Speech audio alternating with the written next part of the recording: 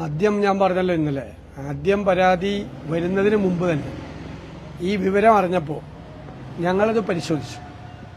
ഞങ്ങളെല്ലാവരും ചേർന്ന് ഏകകണ്ഠമായൊരു തീരുമാനമെടുത്തു, സസ്പെൻഡ് ചെയ്യാം.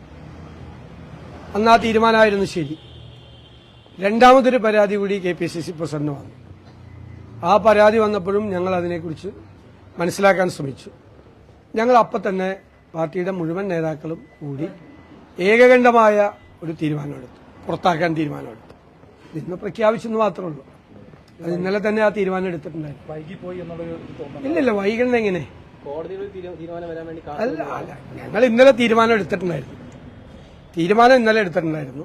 രണ്ടാമത്തെ പരാതി പരിശോധിച്ച് തീരുമാനം എടുത്തിട്ടുണ്ടായിരുന്നു. ആ തീരുമാനം എല്ലാവരും ചേർന്ന് ഏകാന്തമായിട്ട് എടുത്ത ഒരു തീരുമാനമാണ്. ഇപ്പോൾ ഇന്നലെ രാത്രി പ്രഖ്യാപിക്കുന്നു, ഇന്ന് പ്രഖ്യാപിക്കുന്നു എന്നുള്ളതിന് പ്രസക്തിയില്ലല്ലോ. തീരുമാനം എടുത്ത് ഞാൻ ഇന്നലെ പറഞ്ഞല്ലോ, ഞാൻ എന്റെ പാർട്ടിയെക്കുറിച്ച് എനിക്ക് അഭിമാനമുണ്ട്. കാരണം ഇതുപോലത്തെ ഒരു ഗൗരവതരമായ കേസ് വന്നപ്പോൾ അത് രക്ഷപ്പെടുത്താൻ ശ്രമിക്കാതെ, കൊടപിടിച്ചു കൊടുക്കാൻ ശ്രമിക്കാതെ, ഒരു പ്രസിഡന്റിന് പരാതി കിട്ടിയപ്പോൾ അത് അപ്പം തന്നെ പോലീസിലേക്ക് ഫോർവേഡ് ചെയ്യുകയും ഒക്കെ ചെയ്യും. ഞാൻ ഇന്നലെ സൂചിപ്പിച്ചതുപോലെ AKG സെന്ററിലെ പൊടി പിടിച്ച് മാറാല പിടിച്ച് ഒരുപാട് പരാതികൾ കിടക്കുന്നുണ്ട്. ഇതൊരു മാതൃകയാക്കി ഇനിയെങ്കിലും ആ മാറാലയും പൊടിയൊക്കെ തുടച്ച് അത് പോലീസിലേക്ക് ഫോർവേഡ് ചെയ്താൽ നന്നായിരിക്കും. ഞങ്ങളെ ഉപദേശിക്കാൻ വേണ്ടിയിട്ട് കുറെ പേര് ഇങ്ങനെ നടക്കുന്നുണ്ടല്ലോ. അവരോടാണ് എന്റെ വിനീതമായ റിക്വസ്റ്റ്. അതാണ് AKG സെന്ററിലും മുഖ്യമന്ത്രിയുടെ പക്കലും ഒക്കെ ഇരിക്കുന്ന മാറാല പിടിച്ച പൊടി പിടിച്ച ഒരുപാട് ഇതുപോലത്തെ പരാതികൾ ഞങ്ങൾ 1 മണിക്കൂർ പോലും വെച്ചുകൊണ്ടിരുന്നില്ലല്ലോ. KPCC പ്രസിഡന്റ് ഏത് 4 മാസം? എന്ത് നിങ്ങൾ എവിടെന്നാ പറയുന്നത്? ആരുടെ പരാതി? ആ ഒരു പരാതിയും കിട്ടിയിട്ടില്ല. ആരൊക്കെ 4 മാസം? ആര് പറഞ്ഞ്? എനിക്കറിയില്ല. ഞങ്ങൾക്ക് ആർക്കും അറിയില്ല. ഞങ്ങൾക്ക് അല്ലല്ല, കേട്ടോ, വെറുതെ കൺഫ്യൂഷൻ ഉണ്ടാക്കണ്ട. ഞങ്ങൾക്ക് ആർക്കും അങ്ങനെ ഒരു പരാതി കിട്ടിയിട്ടില്ല. ഒരു പരാതിയും കിട്ടിയിട്ടില്ല. മിനിങ്ങാന്നാണ് KPCC പ്രസിഡന്റിന്റെ കയ്യിൽ ഇങ്ങനെ ഒരു പരാതി കിട്ടുന്നത്. ഞങ്ങളെ സസ്പെൻഡ് ചെയ്യാൻ തീരുമാനമെടുക്കുമ്പോൾ ഞങ്ങളുടെ കയ്യിൽ ആരുടെ കയ്യിലൊരു പരാതിയില്ല. അങ്ങനെ ഒരു ആരോപണം വന്നപ്പോൾ അതിന്റെ ശബ്ദരേഖ കേട്ടതിന് ശേഷമാണ് ഞങ്ങളുടെ ബോധ്യങ്ങളിൽ നിന്ന് ഞങ്ങൾ നടപടിയെടുത്തത്. മനസ്സിലായില്ലേ? ഇപ്പോഴാണ് ആദ്യമായിട്ടൊരു പരാതി നേരിട്ട് വരുന്നത്. ആ പരാതി മണിക്കൂറുകൾക്കകം തന്നെ അത് DGPക്ക് ഫോർവേഡ് ചെയ്തു. പോലീസ് അതുമേ FIR എടുത്തു. FIR എടുത്തപ്പോഴേക്കും ഞങ്ങൾ പാർട്ടിയിൽ നിന്ന് പുറത്താക്കി. പാർട്ടിക്കുള്ളിലെ ഒരു വനിത തന്നെ ഇന്നലെ ഗുരുതരമായ കാര്യങ്ങൾ പറഞ്ഞിട്ടുണ്ട്. അതായത് ഷാഫി പറമ്പിലിനെ രാഹുൽ മാങ്കൂട്ടത്തിന്റെ സ്വഭാവം. അല്ല, അതൊക്കെ നമുക്ക് അന്വേഷിക്കാവുന്ന കാര്യം. അല്ലല്ല, അതൊക്കെ നമുക്ക് അന്വേഷിക്കാം. ഇപ്പൊ ഞാൻ ചെയ്യട്ടെ, ലീഡർഷിപ്പിൽ ഞങ്ങളല്ല നിൽക്കുന്നത്, ഞങ്ങളാണല്ലോ നിൽക്കുന്നത്. ലീഡർഷിപ്പിൽ നിൽക്കുന്ന ഞങ്ങളുടെ മുമ്പിൽ, ഒരാളുടെ മുമ്പിൽ, KPCC പ്രസിഡന്റിന്റെ മുമ്പിൽ ആദ്യത്തെ പരാതി കൊടുത്ത, മുഖ്യമന്ത്രിക്ക് പരാതി കൊടുത്ത കുട്ടി എനിക്കും KPCC പ്രസിഡന്റ് അതിന് ശേഷം തന്നിരുന്നു. അപ്പോഴേക്കും മുഖ്യമന്ത്രി അത് പോലീസിലേക്ക് ഫോർവേഡ് ചെയ്ത് അത് പോലീസ് നടപടിയെടുത്തിരുന്നതുകൊണ്ട് ഞങ്ങളത് ഫോർവേഡ് ചെയ്യേണ്ട ആവശ്യമില്ല. മുഖ്യമന്ത്രിക്ക് കൊടുത്ത് മുഖ്യമന്ത്രി ആഭ്യന്തര വകുപ്പിന്റെ ചുമതല കൂടി വഹിക്കുന്ന ആളായിരുന്നു. അല്ല നിങ്ങൾ ഞാൻ പറയട്ടെ അങ്ങനെ പറയല്ലേ. അത് പറഞ്ഞല്ലോ, അത് ഏത് പരാതിയാണ്? അത് ഈ ആദ്യത്തെ പരാതിയാണ്. ആദ്യത്തെ പരാതി മുഖ്യമന്ത്രിക്ക് കൊടുത്തു കഴിഞ്ഞിട്ട് ഞങ്ങൾക്ക് അതിന്റെ ഒരു കോപ്പി കൊടുത്ത കാര്യം പറഞ്ഞിരുന്നു. അപ്പൊ മുഖ്യമന്ത്രി അത് ഫോർവേഡ് ചെയ്ത് അവിടെ തന്നെ നടപടി സ്വീകരിച്ചല്ലോ. അതിന് രണ്ടാമത്തെ പരാതിയാണ് ഞങ്ങൾക്ക് വരുന്നത്, അതായത് KPCC പ്രസിഡന്റ് വരുന്നത്. നിങ്ങൾ എന്തിനാ ഇത്തിരി ടെക്നിക്കലായിട്ട് പോകണം? ആവശ്യം അല്ലല്ല, അതൊക്കെ അദ്ദേഹം തീരുമാനിക്കണം. പാർട്ടിക്ക് ഒരു ബന്ധമില്ലല്ലോ, പാർട്ടിക്ക് പുറത്താണ് അദ്ദേഹം. അല്ല, പാർട്ടിയുടെ പുറത്തല്ല അദ്ദേഹം. അദ്ദേഹം രാജിവെക്കാതിരിക്കോ? അല്ലല്ല, പറഞ്ഞോട്ടെ, എന്നാ അനുവദിക്കും. നിങ്ങൾ എല്ലാവരും കൂടി ചോദിച്ചല്ല. അദ്ദേഹം ഞങ്ങളുടെ പാർട്ടി ടിക്കറ്റിലാണ് ജയിച്ചത്. ആ പാർട്ടിയിൽ നിന്ന് അദ്ദേഹത്തെ പുറത്താക്കിയിരിക്കുകയാണ്. അത് രാജിവെക്കാതിരിക്കോ എന്തുകൊണ്ട് ഇനിയിപ്പോ ഇലക്ഷൻ 2-3 മാസമല്ല. എന്ത് തീരുമാനം എടുത്താലും നമുക്ക് യാതൊരു വിരോധമില്ല. ഞങ്ങളൊരു പാർട്ടി എന്നുള്ള നിലയിൽ നമ്മുടെ രാജ്യത്ത് ഇതുപോലൊരു പാർട്ടി ഒരു തീരുമാനം എടുത്തിട്ടില്ല. നമ്മുടെ സംസ്ഥാനത്തും ഇതുപോലൊരു തീരുമാനം എടുത്തിട്ടില്ല. നിങ്ങൾ ആ തീരുമാനത്തെ ചില മാധ്യമങ്ങൾ അതിനെ അങ്ങോട്ട് സൈഡ് ലൈൻ ചെയ്തിട്ട് പിന്നെ ഇതിന്റെ സാങ്കേതികത്വം മറ്റൊക്കെ ചോദിക്കല്ലേ.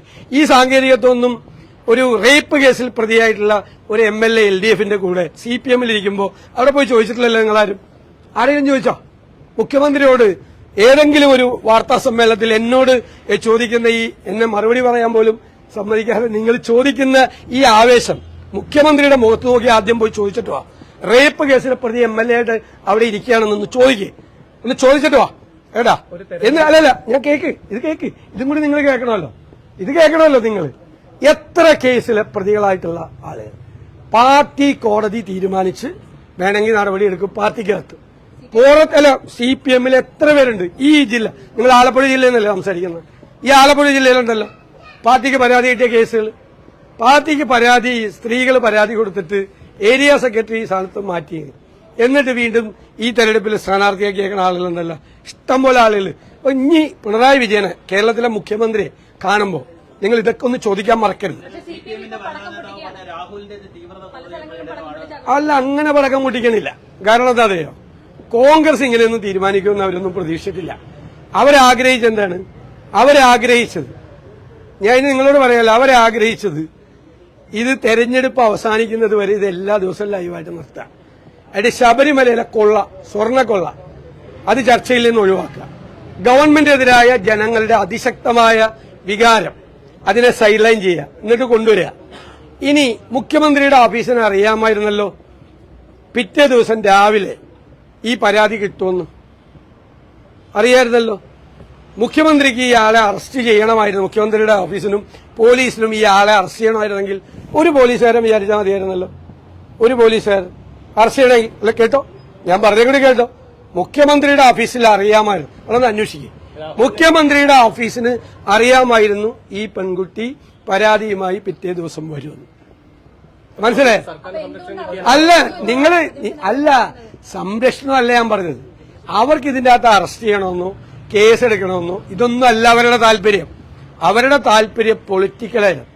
അതായത് ഇത് ലൈവാക്കി ഇലക്ഷൻ വരെ നിർത്തി ഈ ശബരിമല കേക്ക്, ഞാൻ പറയണ കേക്ക് ആദ്യം ചോദിക്കുമ്പോ ആദ്യം അതൊരു മര്യാദ പഠിക്കുക. ആദ്യം ഒരാൾ വർത്താനം പറഞ്ഞുകൊണ്ടിരിക്കുമ്പോ ചോദിക്കല്ലേ, ഞാനിങ്ങനെ നിന്ന് എന്നൊന്നും അർത്ഥം ചോദിക്കല്ലേ എടാ.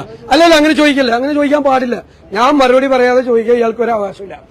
അല്ലേ ഇവരൊക്കെ മിണ്ടാതെ നിൽക്കണില്ലേ? അല്ലെ, മിണ്ടാതെ നിൽക്കല്ലേ, മിണ്ടാതെ നിൽക്കേ. ഞാൻ സംസാരിക്കുമ്പോ ഇല്ലെങ്കിൽ ഇയാളിനെ ചോദിക്കണ്ട നിങ്ങൾ. അല്ലല്ല, അതെന്ത് മര്യാദയുടെ ഈ കാണിക്കണം. ആ കൈരളിയാണെന്ന് പറഞ്ഞ എന്റെ തോന്നിയാസമാണ്. ഞാൻ മറുപടി പറയുന്നതിന്റെ ഇടയിൽ ചോദിക്കാൻ പറ്റില്ല, അല്ലെ ഞാൻ പറയില്ല. അതൊക്കെ മുഖ്യമന്ത്രിയെ പറ്റി പറഞ്ഞപ്പോ കൈരളിക്കാരൻ ചൊറിഞ്ഞ് അതിനേറി ഇതാണല്ലോ. അപ്പൊ ഇവർക്ക് അല്ലല്ല, ഞാൻ പറയട്ടെ, അവർക്ക് അറിയാമായിരുന്നു, തലേ ദിവസം അറിയാം, അവർക്ക് അറിയാമായിരുന്നു പരാതി വരുമെന്ന്. എന്നിട്ട് ഒന്നും ചെയ്തില്ലല്ലോ.